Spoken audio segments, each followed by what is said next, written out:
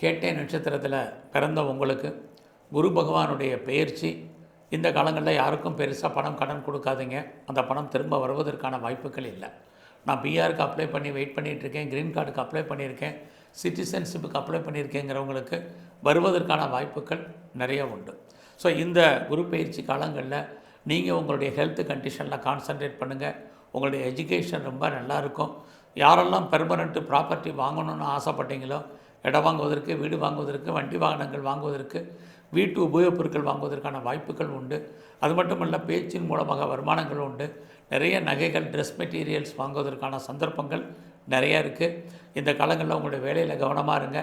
உங்களுடைய மன வாழ்க்கையில் கணவன் மனைவிக்குள் சின்ன சின்ன கருத்து வேறுபாடுகள் இருக்குது. யாரெல்லாம் பிஸ்னஸில் இருக்கீங்களோ, பிஸ்னஸில் இன்வெஸ்ட்மெண்ட்டை பார்த்து பண்ணுங்கள். குறிப்பாக நான் ப்ரொடக்ஷன் சைடில் இருக்கேன் அப்படிங்கிறவங்களுக்கு நார்மலாக இருக்குது. விவசாயம் சார்ந்த துறைகளில் இருக்கிறவங்களுக்கு மகசூல் ஓரளவுக்கு பரவாயில்ல. லாபம் கை கொடுப்பதற்கான வாய்ப்பு இந்த பயிற்சி முழுவதுமே உங்களுக்கு உண்டு.